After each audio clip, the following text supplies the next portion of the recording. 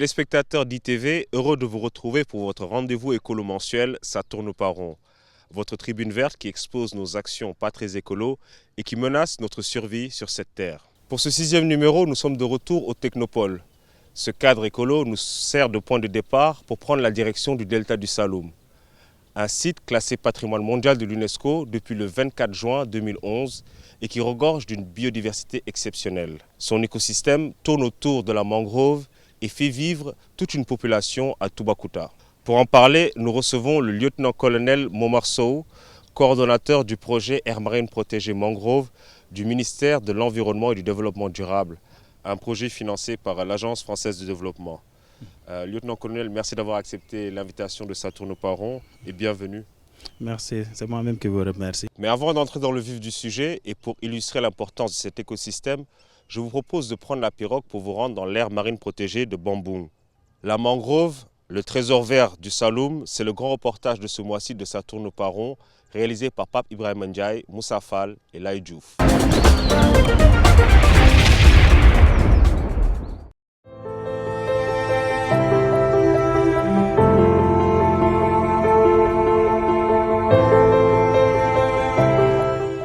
Vue du ciel, pour certains c'est un don du ciel, un paradis terrestre, ou tout simplement un peuple vert. Dans le delta du Saloum, tout tourne autour d'elle. Ici, c'est la star à tout point de vue.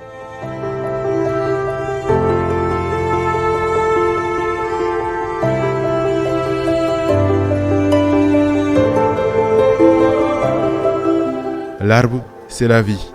Des mots que reflète parfaitement la mangrove, surtout à Toubacouta, dans la région de Fatick, département Foundiougne, une zone abritant l'aire marine communautaire protégée de Bamboung. C'est l'une des réserves de biodiversité les plus prometteuses de cet écosystème.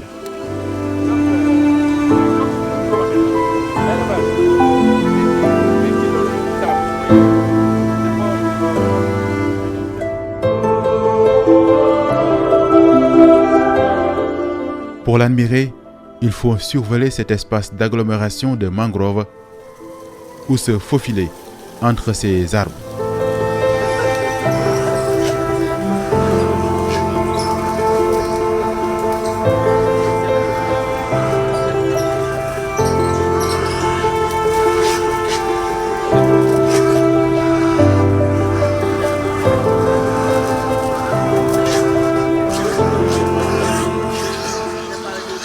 Sous ces eaux vertes, derrière ce calme trompeur, se trouve au pied de la mangrove une mine d'espèces.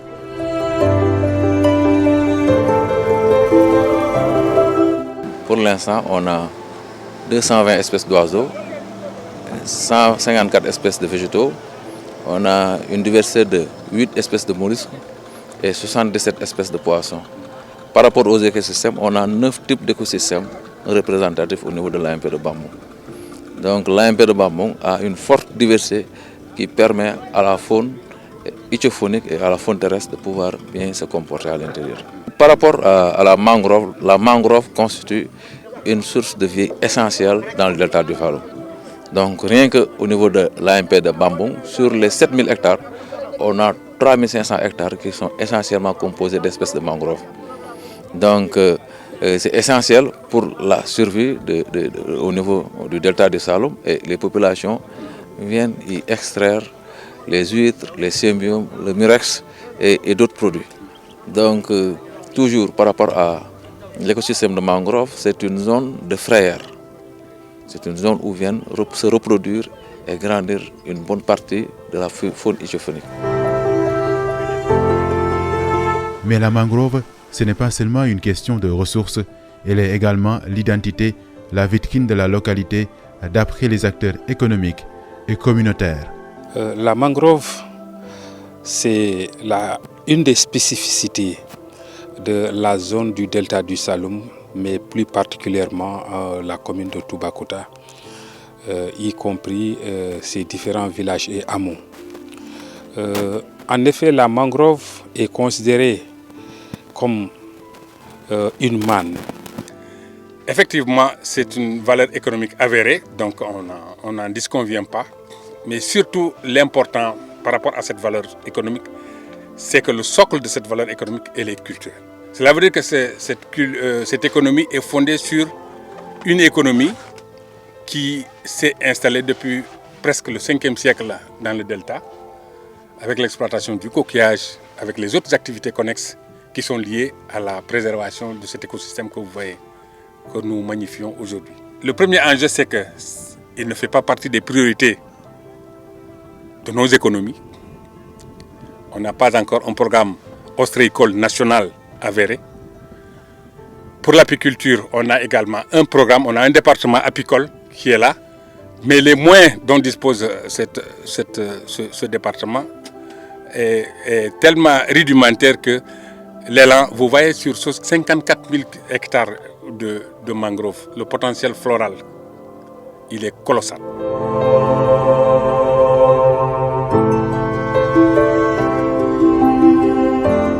16 ans après sa création, la réserve de Bambung est devenue un milieu de régénération d'espèces.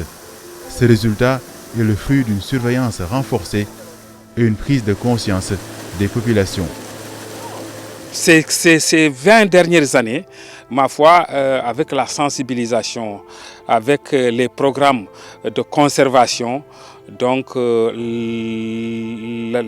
insulaires ou les populations riveraines de la mangrove sont suffisamment conscientisés sur l'importance de ce qu'ils ont et ils sont appelés à participer.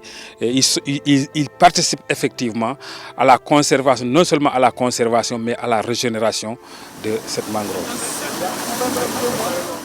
L'écosystème de l'AMP de Bambung s'étend sur une superficie de 7000 hectares. Ici, les acteurs s'accordent à dire que cette zone a connu des avancées, mais ailleurs, la lutte est loin d'être homogène. Des menaces persistent. Essentiellement, les formes d'agression tournent autour de la pêche illégale dans des zones interdites ou protégées, ou bien utiliser des filets qui sont hors normes. Il y a dans certains endroits la coupe illégale de la mangrove. Pour en faire quoi exactement? Pour en faire des perches, des meubles, dans la construction des maisons, des cases. Donc il y a plusieurs utilités compte tenu de la qualité de la bois ici, de la mangrove. Donc autre type d'agression, c'est surtout la pêche illégale. Dans des zones protégées, comme c'est des zones à forte potentialité écophonique, donc certaines personnes, c'est des zones très ciblées par les pêcheurs pour venir faire des infractions. Face à la coupe abusive de bois, au changement climatique, des organisations écologiques portent le combat de la sauvegarde de la mangrove. En faisant un renforcement des capacités, ça veut dire quoi? C'est à leur transmettre ou à les aider à comprendre certaines techniques d'exploitation et de production durable qui ne mettent pas en péril la diversité biologique ou bien la pérennité de ces écosystèmes. Donc à côté de toute cette dimension technique de formation et d'accompagnement pour ces acteurs, nous essayons de faire en sorte qu'ils puissent avoir d'autres sources de revenus complémentaires ou supplémentaires pour réduire la pression sur les ressources naturelles.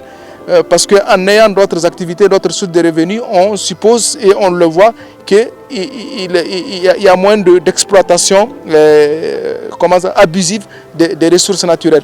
Au-delà de l'assistance technique, Wheatland International mise sur la sensibilisation. Pour alerter l'opinion et les décideurs publics, l'organisation a voulu montrer la valeur économique de cet écosystème. C'est vraiment une première en soi, parce que ça nous permet, pour une première fois, d'utiliser un modèle qu'on appelle SAVI, qui a été développé par l'ISD, et qui est un modèle qui reprend la valeur économique des différentes fonctions et de différents rôles, pour parler en langage simple, des différents rôles que les écosystèmes de mangroves peuvent jouer. C'est-à-dire quoi? C'est-à-dire on sort de façon monétaire quelle est la contribution de la mangrove, quelle contribution elle pourrait avoir en termes économiques. Si tous les rôles qu'elle joue, on les ramenait à des valeurs économiques. Pourquoi? Parce que aujourd'hui le langage mondial est plus basé sur la question financière. Donc aujourd'hui je pense que le fait de montrer que il y a une valeur financière estimée de la mangrove, ça peut permettre aux décideurs dans la planification ou dans le choix de savoir que bon, ces ressources-là, ce n'est pas uniquement de la végétation, mais c'est une valeur économique sûre, irremplaçable et qui est à préserver. Donc dans le choix futur, par rapport à tous les enjeux que nous connaissons aujourd'hui, les questions de changement climatique, les questions d'exploitation gazière et pétrolière qui sont en vue au Sénégal, je pense qu'il était plus que nécessaire de parler ce même langage économie pour montrer cette valeur économique, comme je le disais, qui est estimée, selon notre étude récente, à près de 1000 milliards sur une période de 10 ans.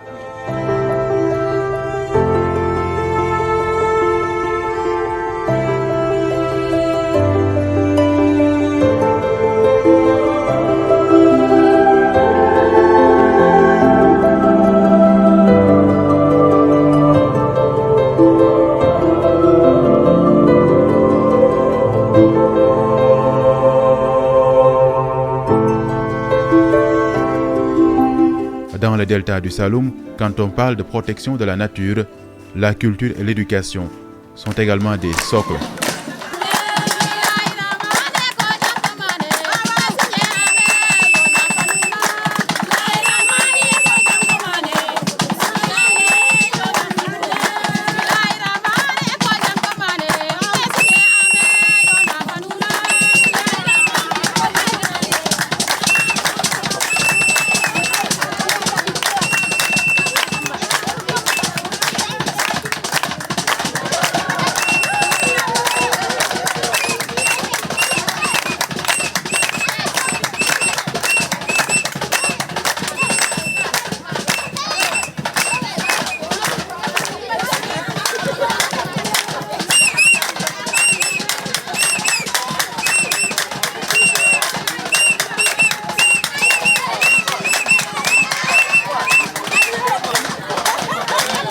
Dans la zone, l'établissement modèle référence en termes de projet d'école verte est Djankomane de Dassilame Serer.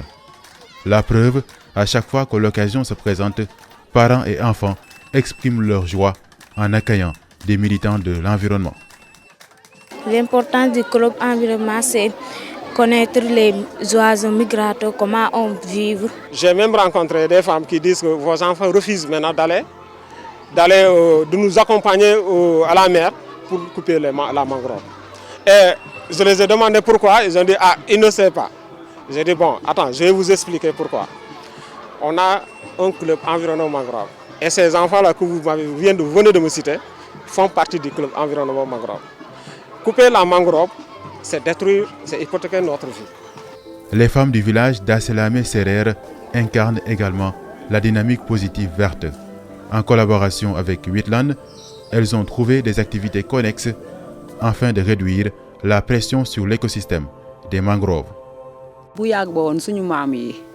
Comme ni ma la ko waxee rek dañ koy jaay noonu lekk ko waaye fi mu nekk nii léegi dañ koy liggéey mun nañ ko def bocal mun na dem ba Europe bu fekkee ne am nañ ki nga xam ne dañoo communiquer ak moom ñu defar ko fii mun nañ ko yóbbu ba foofu ñu di ko jaay boo ko defee bocal day dem ba 6 mois du yàqu ndax boo gisee ñeenti dëkk yi laqaloo loolu moo tax ndax bu fale di gasee fii di suul du mun a dem loolu moo tax ñeenti dëkk yi ñu jël léegi xam nga man bu ma taxawee waa Bani kii taxawal waa Suur kii taxawal waa Néema léegi man bu ma gisee Bani ñuy dagg ma ñëwee fi dinaa wax ne ah diw ñu ngi yàqu wala ma tere leen buñ ko bàyyiwul ma ñëw wax ko fii ñu dem fekk leen foofu loolu moo tax nag yàq-yàq du am. soo amoon lii moom da ngay def rek ñoom. maa ngi daw.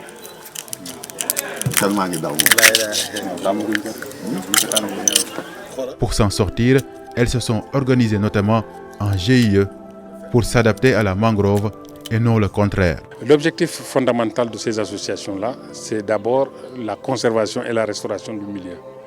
Mais cette conservation-là et cette restauration du milieu ne va pas sans vraiment une valorisation de la ressource en tant que telle. Donc on a compris que pour mieux conserver et mieux restaurer ce milieu, il faut que cette ressource soit valorisée. Et parmi les activités de valorisation, on a l'ostréiculture comme l'élevage des huîtres, comme l'apiculture et comme d'autres également activités comme le maraîchage par exemple. la riziculture de mangrove qui fait que aujourd'hui toutes nos activités tournent autour de ces activités-là. Et l'objectif, c'est intéressant parce que non seulement chaque activité ici nous permet de répondre à deux questions, une question économique et une question écologique. L'apiculture, c'est pour mieux défendre et protéger la mangrove. L'ostréiculture également, on installe des parcs ostréicoles pour fermer l'accès aux racines et chasses de la mangrove, donc empêcher l'exploitation traditionnelle à ce niveau-là. Le maraîchage, c'est pour retenir le maximum possible de femmes sur le continent pour éviter de renforcer la pression sur la mangrove.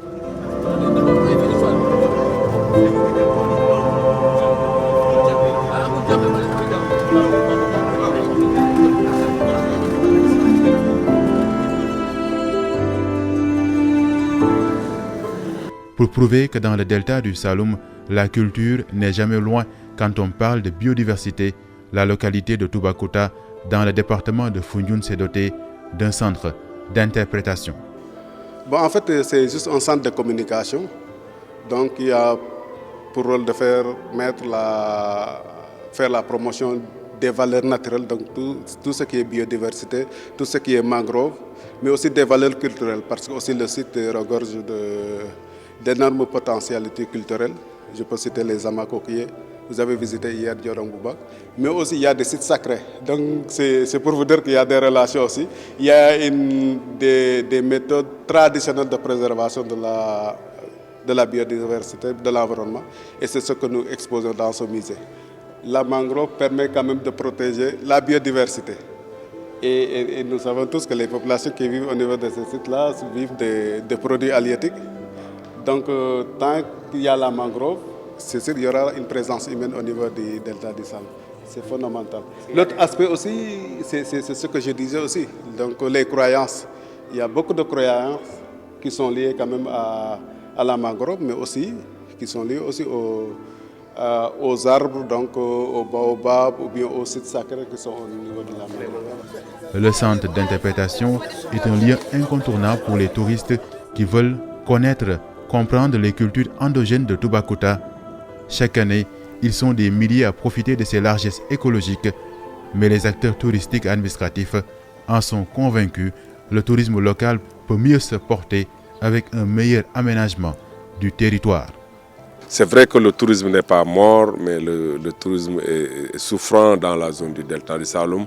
Pourquoi? C'est vrai, mais j'ai dit aujourd'hui qu'on a déjà des atouts, parce que par rapport à la route, on a vu qu'effectivement avec les efforts du chef de l'État, les routes sont là aujourd'hui.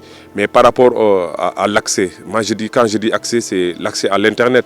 Vous l'avez senti souvent, on a des problèmes d'accès Internet. Mais il y a aussi un problème pour les banques aujourd'hui. Un touriste qui vient aujourd'hui, si vous aviez avec votre carte GAB aujourd'hui pour retirer de l'argent pour payer vos séjours ici, il te faut aller jusqu'à Kaolack. Vous voyez ce que ça fait? Tout ça, c'est des problématiques qu'il faut déjà régler. Le problème de salinité de l'eau aussi, vous l'avez senti tantôt, les techniciens l'ont dit. Aujourd'hui, il y a la nappe phréatique qui est complètement salée. Vous voyez, on a même construit plus de 5 châteaux d'eau dans un village qui est distant.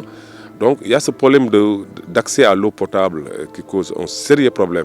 Je dirais aussi que du côté aménagement aussi, il y a toujours la résilience de la communauté. C'est-à-dire que si je prends l'exemple de la SAPCO, les gens te disent que la SAPCO c'est un prédateur des terres. Or que la SAPCO n'est pas prédateur des terres. La SAPCO vient pour aménager et participer à la promotion de ce delta du Saloum. Mais en attendant, des mesures urgentes comme le renforcement des moyens des éléments des aires marines protégées s'imposent.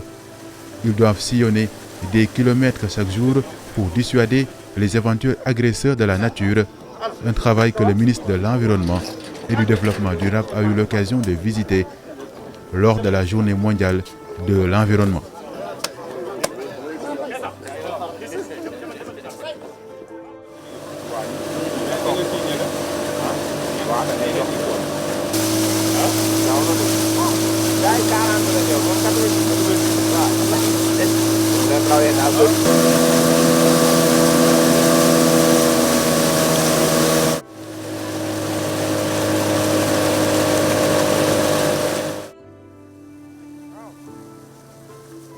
Une visite pour également évaluer l'apport du Mirador dans la surveillance de l'écosystème. Après diagnostic, Abdou Karim Sall promet de renforcer le soutien de l'État. À Toubacouta, il était important pour nous d'aller visiter la réserve communautaire ou l'AMP de Bambou, qui est l'un des AMP les plus importants de la zone et dont le rôle principal est la protection de la biodiversité.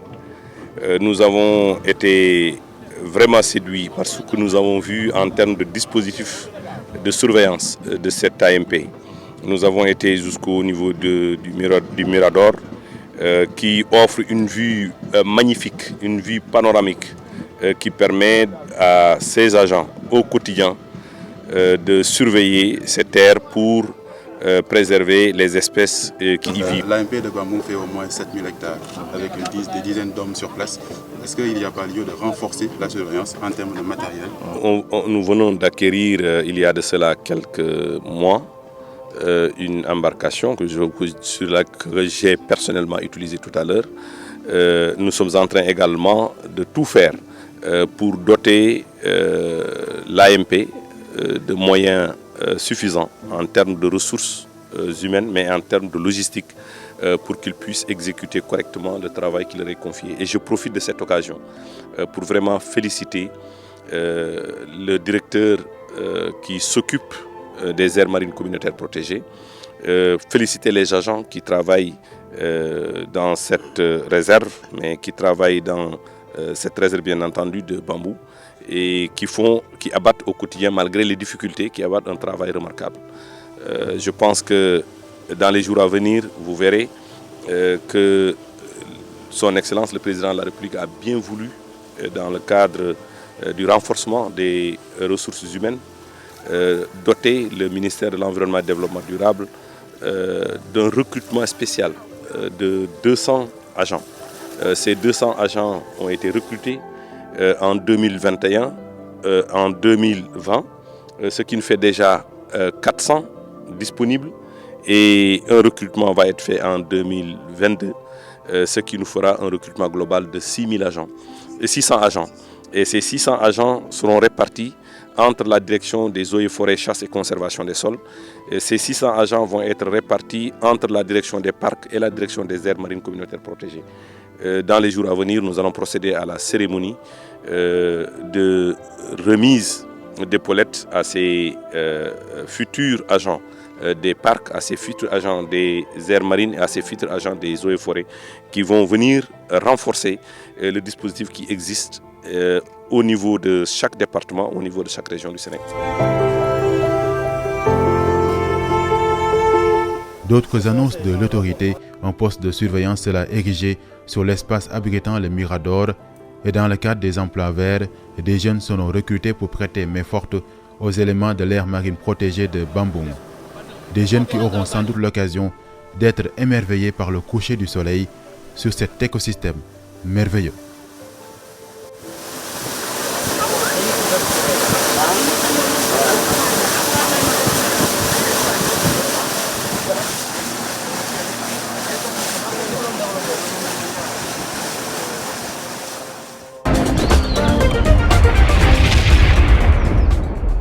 Retour sur le plateau de Ça-Tourne-Pas-Rond.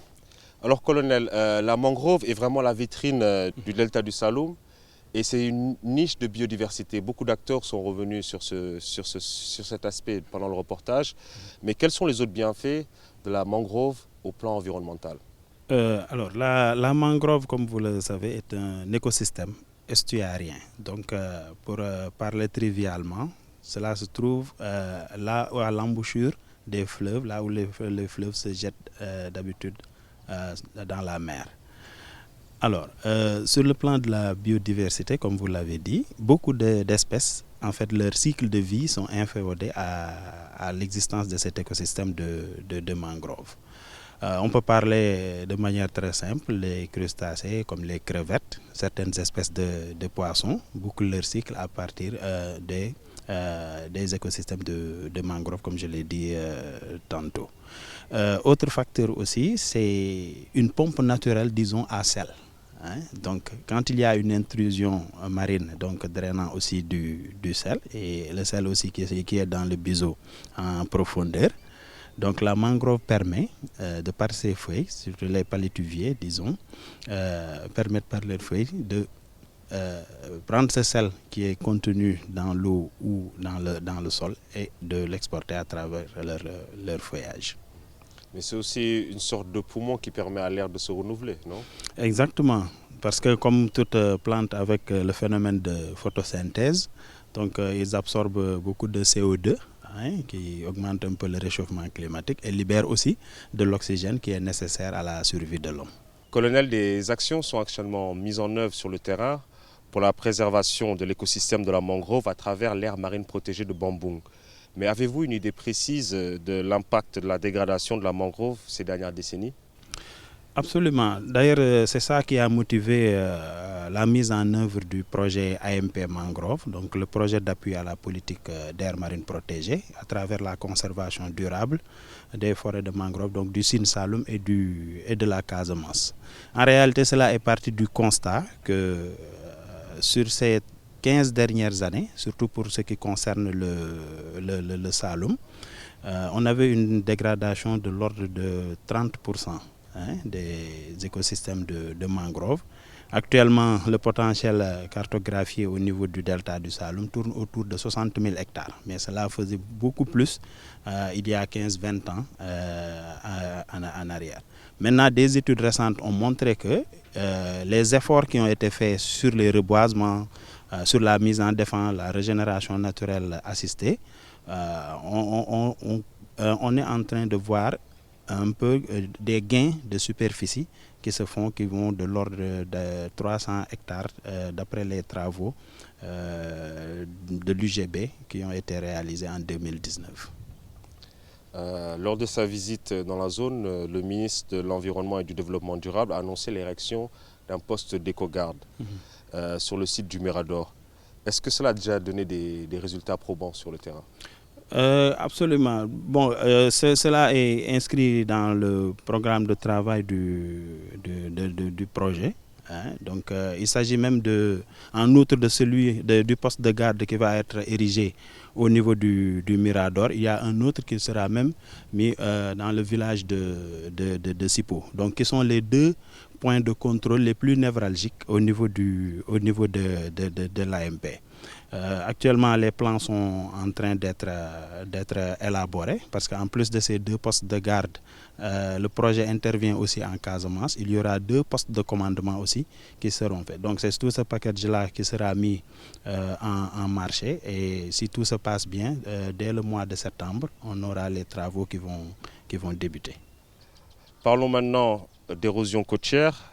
Dans cette zone, de nombreux villages en souffrent. Notamment, on peut citer l'île de Sipo.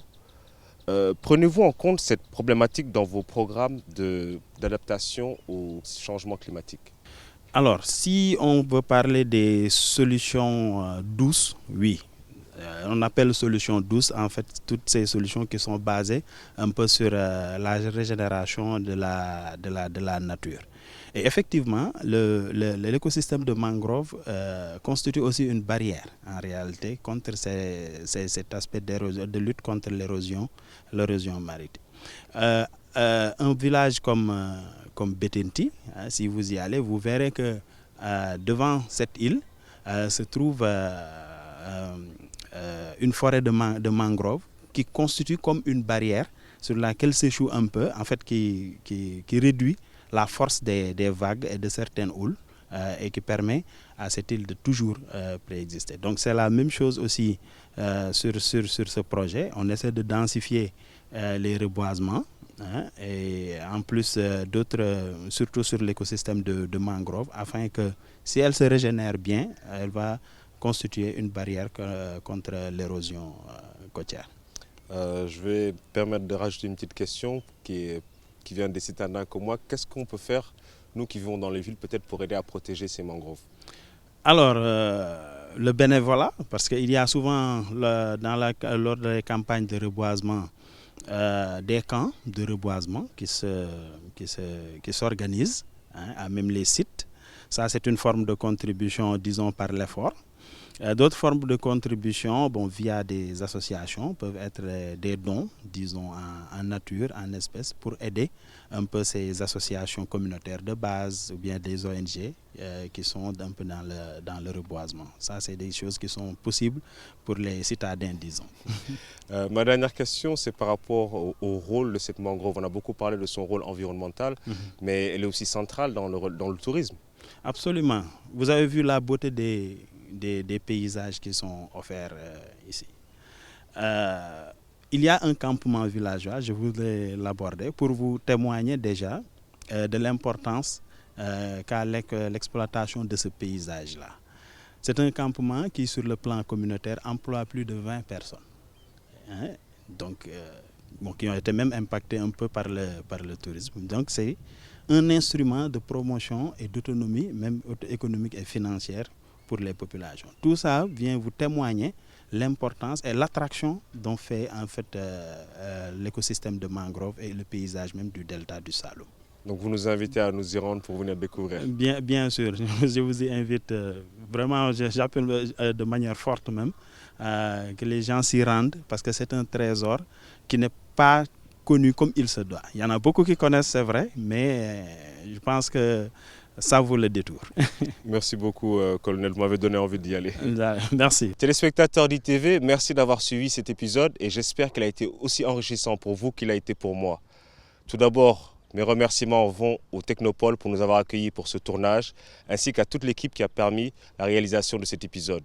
Je vous laisse en espérant vous retrouver le mois prochain pour explorer d'autres enjeux environnementaux. Merci.